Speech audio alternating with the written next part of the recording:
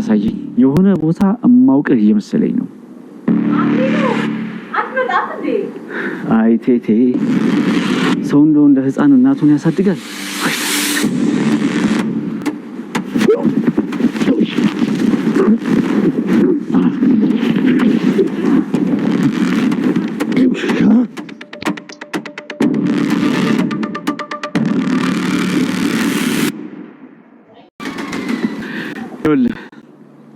ምግብ ምናምን ታዲያ ከውጭ ነው። ሌላ ደግሞ እችን ደጃፍ ማለፍ አልተፈቀደልህም። ይችን ማለት ነው። ገባህ? ከቻልክ በዚህ 3 ቀን ውስጥ ጽድት አድርገህ ጨርሰህ አበቦቹን ከርክማ አስተካክለህ መውጣት ትችላለህ። እሺ ጌታዬ። ኧረ እባክህን 10 ጊዜ አታጎንብስ አንተ ሰውዬ። ይኸውልህ የሀገሬ ሰው ምን ይላል መሰለህ? ይሄ ጎንበስ ወይ ዕቃ ለማንሳት ነው ወይ ጠየቀው ለሞገስ መድብልን። ስለዚህ መድብል ደግሞ በዚህ ነገር ላይ ለመስማማት ብዙም አልተመቸውም ነበረ። ነገር ግን ሳይወድ በግዱ ሊስማማ ተገዷል። እንግዲህ ይህን ሊያደርጉበት የቻሉት ምክንያት ልጅቷን ሰገንን ከዛ ቤት ለማስወጣትና ማን እንደሆነች ምን እንደሆነች ምርመራ ለማድረግ ነው። ቢፈጅብህ 1 ቀን 2 ቀን ነው። ሂድና አይተህ ትመለሳለህ አለው ማለት ነው ሞገስ። እንግዲህ አክሊሉ ለመርዞ ጥበቃ እንደሚፈልግ በባለፈው ነግሮት ነበረ። ስለዚህ መርዞ ግን ጥበቃ አጥቶ ሳይሆን ከሱ ጋር መነካካት ስለማይፈልግ ነበረ እንደዛ አላገኘውም ምናምን ያለው። አሁን ላይ ግን መድብል ያችን ክፍተት በመጠቀም የራሳቸውን ሂደት ለማካሄድ ዝግጁ ላይ ናቸው። እንግዲህ ዝግጁን ብቻ ሆነው አልቀሩም። እንግዲህ ሞገስ መድብል በዚህ ጉዳይ ላይ መስማማት አልፈለግም ነበር። ነገር ግን ሳይወድ በግዱ ተስማምቷል። ምክንያቱም ሌላ አማራጭ ስለሌለው መጀመሪያ ይሄ የጅል ስራ ነው፣ የጅል ስራ አልሰራም ምናምን እያለ ነበር ማለት ነው። ጅል በመሆን ባለብህ ታይም ላይ ጅል መሆን አለብህ። ምክንያቱም ይሄ ነገር ስለሚያስፈልግህ ነው፣ ስለሚጠቅም ጅልነትህ ስለሚጠቅምህ ነው ጅል የምትሆነው እንጂ አንተ ሪል ጅል አይደለህም ሲል መከረው ማለት ነው። መድብልን በዚህ ጉዳይ ላይ እንግዲህ ተስማምቷል ማለት ነው። እንግዲህ ጥበቃም ሆኖ ገብቷል ማለት ነው። መርዞም እንግዲህ አላቅህም አታቀኝም ተባብለው እንደማያውቀው ነግሮታል ማለት ነው። መርዞ እንግዲህ ጥበቃ አምጥቼ እልሃለሁ ብሎ ለአክሊሉ ነግሮታል ማለት ነው።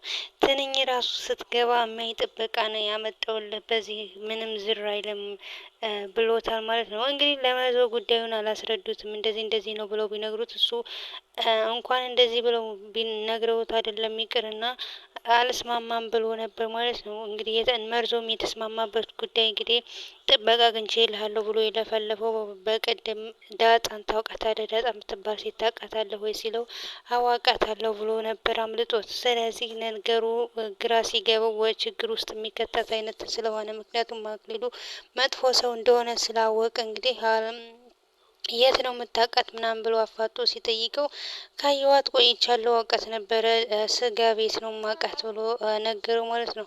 እኔ ስለ በርበሬ ጉዳይ አውርቻለሁ ወይ አንተ ማትረባብሽ ቀሽም ደለለ ብሎ ሲያንቀው እንግዲህ እሱም ጥበቃውን አግኝቼ እልሃለሁ፣ ያንን ክፍተት በመጠቀም ጥበቃውን አግኝቼ እልሃለሁ ብሎ ነገረው ማለት ነው። እንግዲህ ጥበቃውን አግኝቼ እልሃለሁ ብሎ የዋሻው እንግዲህ ከዛ ማምለጫ ይሆናል ብሎ ነው። ነገር ግን እነ መድብልም ይሄ ነገር እንዲሆን ጠይቀውት ነበር ማለት ነው። ስለዚህ ጥበቃውን እንዳገኘ ለሞገስ ነግሮታል ማለት ነው። ሞገስ ተስማምቻለሁ፣ ቅድም እንቀርቦ ሲዘኝ በሆነ ጉዳይ ላይ ጥበቃ አግኝቼ እልሃለሁ ብዬ ነግሬዋለሁ ማለት ነው። ስለዚህ ጥበቃውን አምጣ ብሎ እሱም ለቆታል ማለት ነው።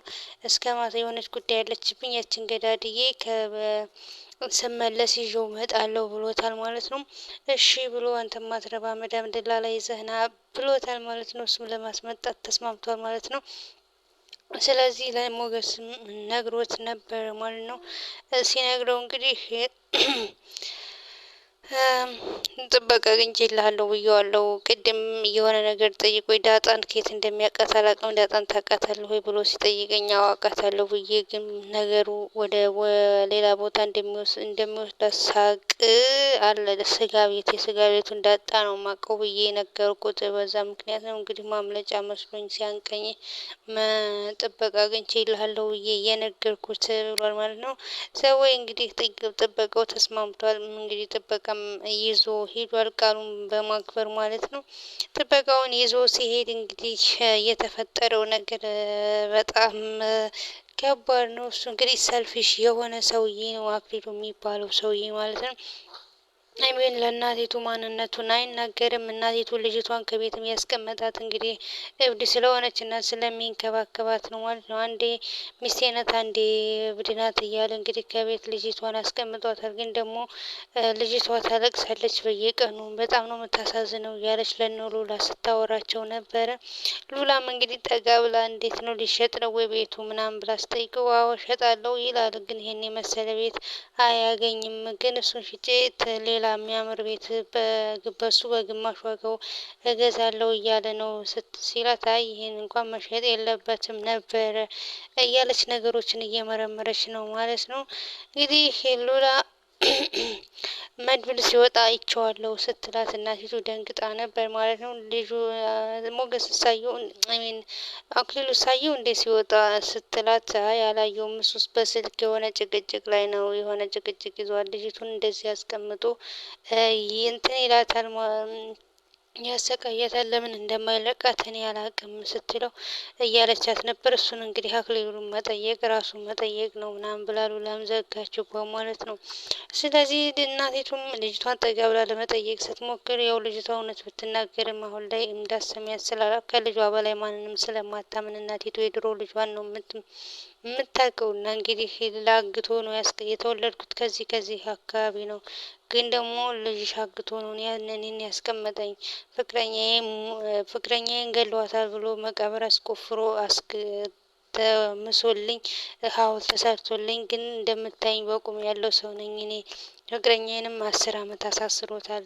እሷ ገድሏል ብሎ እሷን ገድሏል ብሎ አለችው። እንግዲህ አረቂውን የሚሰጠኝ እሱ ነው ስትላት እናቲቱ አፈር በበላው በሞትኩት እያለች እያዘነችላት ነበር። ግን ይህን ነገር ስነግራት አንቺ ድሮ መብድ ነሽ፣ ልጁ ነግሮ የነበር እሱን አልሰማ ብዬ ነው እንጂ አለቻት ማለት ነው። እንግዲህ ያንን የነገረቻት ሚስጥር ለልጅሽ እንደትናገሪ ስትላት እኔማ እነግረዋለሁ ከሱ የምደብቀው ነገር የለኝም እያለቻት ነበረ ማለት ነው። እኔ ላጫውትሽ ብዬ ነው እንጂ እንደዚህ የመጣሁት ያው ምክንያቱም እናቲቱ ያሉት ነገሮች ግራ እያጋቧት ይገኛሉ። እንግዲህ ያው እሱም በእናቲቱ ጉዳይ እንግዲህ የምትሄጂበት ቀን መቼ ነው ሁሉ እስከ ማለት ድረስ ደርሶ ነበረ። ምክንያቱም ነገሮችን ልታበላሽብኝ እያበላሸችብኝ ነው ብሎ እያሰበ ነው። እንግዲህ ሰገን በባለፈው ክፍል የት ነው ያስቀመጥሽው ቁልፉን ስትባል፣ ማን ነው ስልክሽን ማን የሰጠሽ ምናምን ስትባል እንግዲህ እየዘዋረቀች ነበር። ሞገስንም ለመጥቀስ ሞክረ ነበር። ተከራዩ እንደዚህ ባዩ እንደዚህ ስትነብር አትቀባጥ እናትህ እና የድሮ ፍቅረኛ እያለች ነበር። እንግዲህ የድሮ ፍቅረኛዋን ለማግኘት እየጣረ ነው። ምክንያቱም እንግዲህ እሱን ይፈልገዋል። ምክንያቱም እንድልታውቀው ቻለች። አጥሬን ደፍሮ የገባው እሱ ነው በማለት እንግዲህ ነግሯታል ማለት ነው። ሳታውቀው ትፈራዋለህ አይደለ? እንዴት እሱ እኮ ጀግና ነው ምናምን እያለችው ስትለው እንግዲህ ያው አንዴ በጥፌ ብሎ ዘርግቶታል ማለት ነው። ራሷን ደስ ታድርጓታል ማለት ነው። ሌላው እንግዲህ ያው ዳጣ የታወቀችበት ምክንያት ይህን ሞገስ ለልጅቷ የሰጧት ስልክ በዳጣ ስም ነው የወጣው ማለት ነው። የዳጣ ስም እንግዲህ የአባቷ ስም ማን ነው ብሎ ሲጠይቀው ነው እንግዲህ መርዞ በዛ ሁኔታ ላይ መድብል ደላላ አሚን ጥበቃ እንዲሆን የተናገረው ማለት ነው። ጥበቃ አግኝቼልሃለሁ ያለው ማለት ነው። ስለዚህ ዳጣ የምትባለውን ሴት እንግዲህ አሁን እየፈለገ ነው። ለሞገስም እንደዚህ ብሎ ሲነግረው በጣም ነው የደነገጠው። ሲሙ በዳጣ ስም እንደወጣ አስታውሷል ማለት ነው። ሞገስም እንግዲህ ዳጣን እዳ ውስጥ ሊከቷት እንዳይሆን ብቻ እያለን ነበረ። እንግዲህ የተደወለበትንም ስም እንግዲህ ሲም ካርድ እሷ የደወለችበትንም ሲም ካርድ ማጣራቱ አይቀርም። በዛ አይነት ታይም እንግዲህ ሞገስ ካልፈጠነ ሞገስ ስልክ መሆኑን ሲያቅ በጣም ነው እንትን የሚለው። እንግዲህ መድብል ተስማምተዋል። በ1,000 ብር ደሞዝ አትክልተኛም ለመሆን ምናምን ቤት እንዲያድርም ጠይቆታል ማለት ነው። እሺ አሳድራለሁ ለአንድ ሳምንት ምናምን ብሎታል ማለት ነው። ግን ከዚች በር ዝር እንዳትል ወደ ውስጥ መግባት አይቻልም፣ ምግብ ከውጭ ነው የምትገዛው ምናምን ብሎታል ማለት ነው። እንግዲህ መድብልም ሳይወድ በግዱ የጅልነት ገጸ ባህሪን ተላብሶ እየሰራ ነው ማለት ነው። ምክንያቱም ለፍቅሩ ሲል ነው። በቀጣይ ምን ይፈጠራል? መድብል አንቆታል፣ ትዕግስቱን